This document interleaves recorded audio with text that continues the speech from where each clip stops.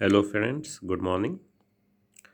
आज हम लोग एक बहुत ही महत्वपूर्ण टॉपिक लेके आए हैं जो इंटरनल सिक्योरिटी से जुड़ा हुआ है।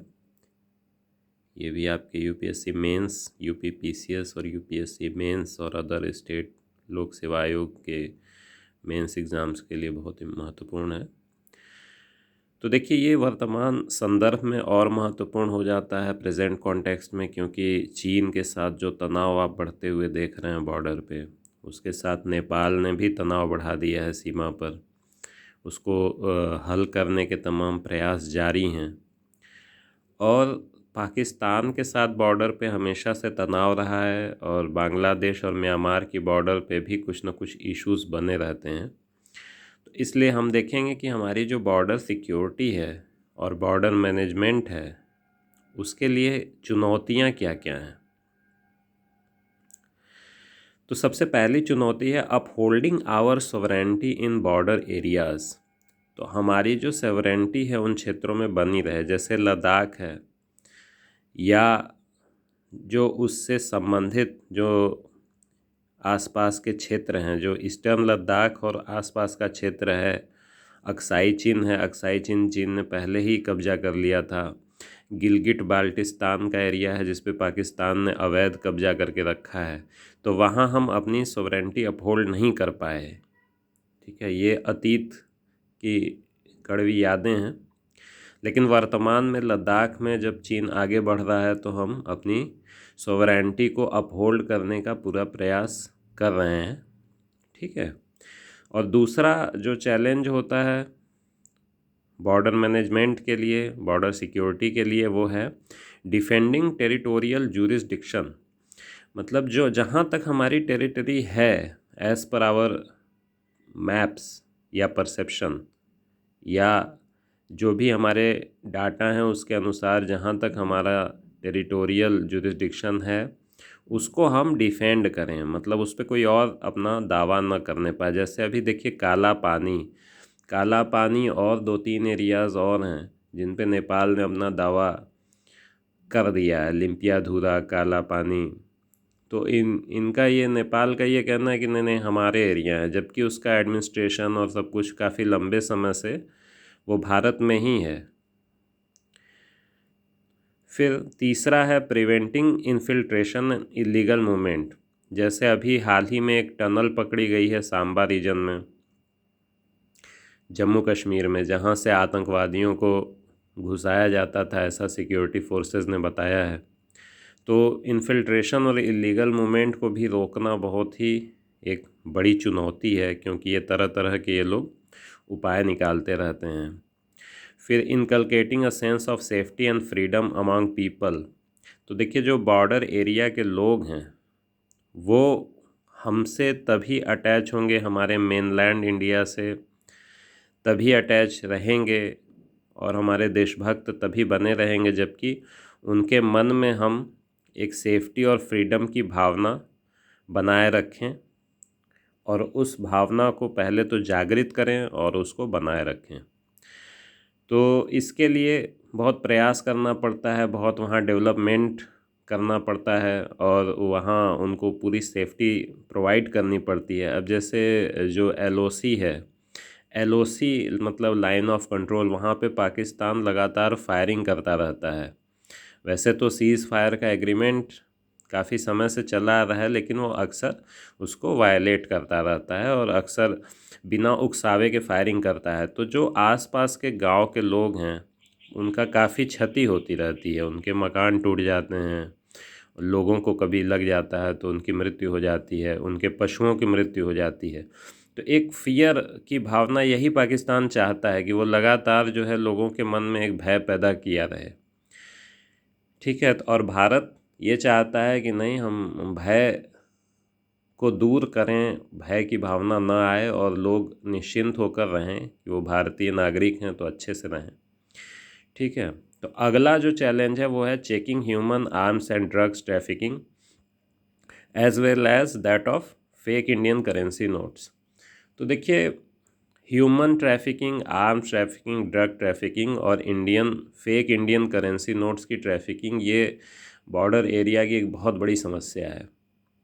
और ये न केवल पाकिस्तान बल्कि दूसरे बॉर्डर जैसे बांग्लादेश और म्यांमार और नेपाल के बॉर्डर्स पे भी हमें ये समस्या देखने को मिलती है। तो ह्यूमन ट्रैफिकिंग आप लोग जानते हैं, उसमें खासकर बच्चों और महिलाओं को टारगेट किया जाता है। बहुत सारी महिलाओं को वेश्यावृत्ति में ढकेल दिया जाता है। काफ़ी गांव वगैरह से छोटी बच्चियों को किसी तरह से वो लोग इन्फ्लुएंस करके ले जाते हैं और वहाँ पे फिर उनको वेश्यावृत्ति में ढकेल देते हैं, या किसी जॉब के ऑफ़र के बहाने बुलाया जाता है। उसके अलावा ट्रैफिकिंग में ये होता है कि आप भाई किसी भी तरह से उनको छिपा कर, जैसे गुड्स का ट्रक है और उसमें फिर लोगों को ठूंस के भर दिया है और ले जा रहे हैं, इसी प्रकार से आर्म्स की ट्रैफिकिंग है, ड्रग की ट्रैफिकिंग है और फेक इंडियन नोट्स की ट्रैफिकिंग है। तो ये सब भारत को बहुत नुकसान पहुंचाते हैं, भारत की इंटरनल सिक्योरिटी के लिए बहुत बड़े चैलेंजेस हैं। तो इनको रोकना बॉर्डर एरिया में एक बहुत बड़ी चुनौती है, लेकिन इस पे लगातार प्रयास किया जाता है। फिर अगला है checking smuggling of cattle precious metals जैसे गोल्ड। तो ये देखा गया है कि काफ़ी बड़ी संख्या में पशुओं को, खासकर गाय और गाय से संबंधित जो पशु हैं, गोवंश हैं, तो उनकी अवैध तस्करी की जाती रही है। तो उसको भी लगातार रोकने के लिए बड़ा सजग रहना पड़ता है जो भी बॉर्डर सिक्योरिटी फोर्सेस हैं। ठीक है, अब हम देखेंगे कि कौन कौन सी अप्रोचेस हैं बॉर्डर मैनेजमेंट की, कि बॉर्डर्स को किस तरह से मैनेज किया जाए और किस तरह से उन्हें उनकी लगातार सिक्योरिटी किए जाए। तो देखिए, सबसे पहले तो उनकी गार्डिंग। तो गार्डिंग के लिए क्या है कि बीएसएफ को पाकिस्तान और बांग्लादेश के सीमाओं पर तैनात किया गया है।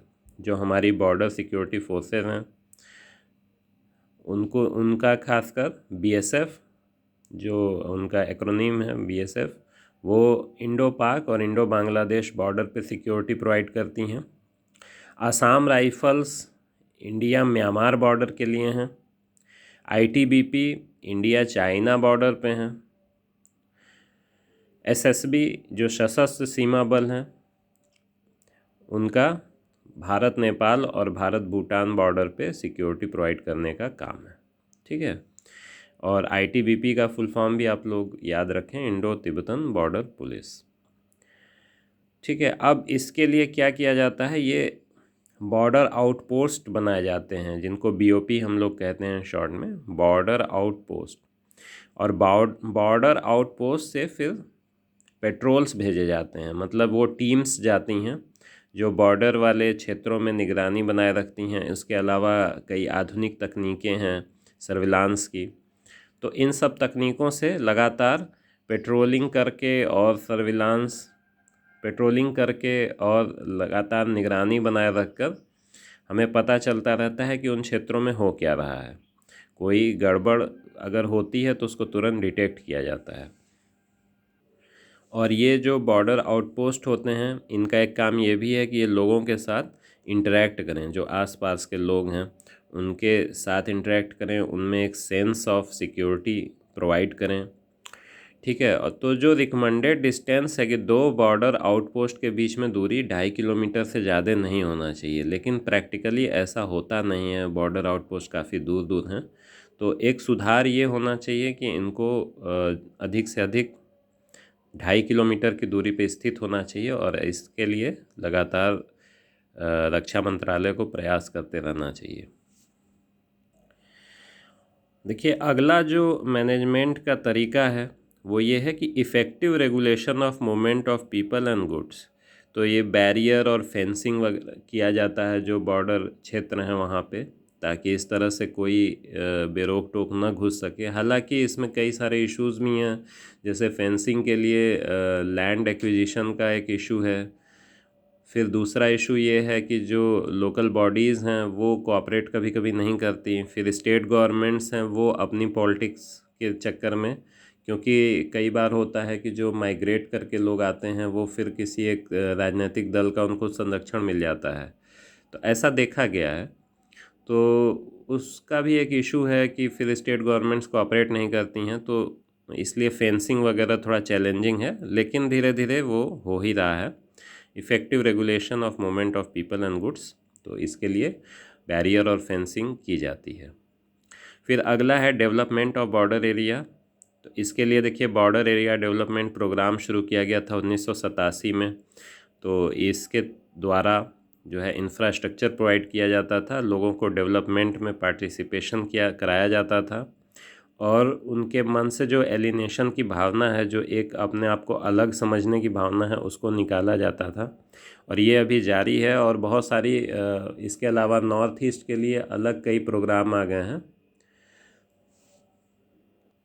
देखिए नॉर्थ ईस्ट के लिए जो बहुत सारे हैं, मतलब अलग से कमीशन बने, तो वहाँ पाया गया कि विशेष रूप से इंफ्रास्ट्रक्चर की कमी है नॉर्थ ईस्टर्न बॉर्डर रीजन्स में। तो वहाँ के लिए नेशनल हाईवे डेवलपमेंट प्रोग्राम, इसका फ़ेज़ 2, फ़ेज़ 3B और कई सारे प्रोग्राम चलाए गए, और वो लगातार जारी हैं ये प्रोग्राम, और वहाँ इंफ्रास्ट्रक्चर डेवलपमेंट हो रहा है। फिर देखिए चौथा और जो लास्ट तरीका है उसका ये है कि bilateral institutional mechanism for resolving disputes with neighbours. तो ये बायलैटरल इंस्टीट्यूशनल मैकेनिज़्म बनाई जाती हैं, और जो मुद्दे होते हैं जिन पे डिफरेंसेस होते हैं उन पे लगातार बात की जाती है, एक दूसरे की भावनाओं को समझा जाता है। तो इसमें जो सिक्योरिटी फोर्सेस के कमांडर लेवल की बातचीत होती है, जैसा कि आप चाइना के केस में देख रहे हैं, साथ ही साथ तमाम होम सेक्रेटरीज़ और कई केसेस में फॉरेन सेक्रेटरीज़ की भी आपस में बातचीत होती है। ठीक है, तो इस प्रकार से हम देखते हैं कि क्या क्या चुनौतियां हैं बॉर्डर मैनेजमेंट की, बॉर्डर सिक्योरिटी की, और क्या हमारी अप्रोचेस हैं, कैसे कैसे ये बॉर्डर मैनेजमेंट और बॉर्डर सिक्योरिटी अचीव की जाती है। वीडियो देखने के लिए धन्यवाद।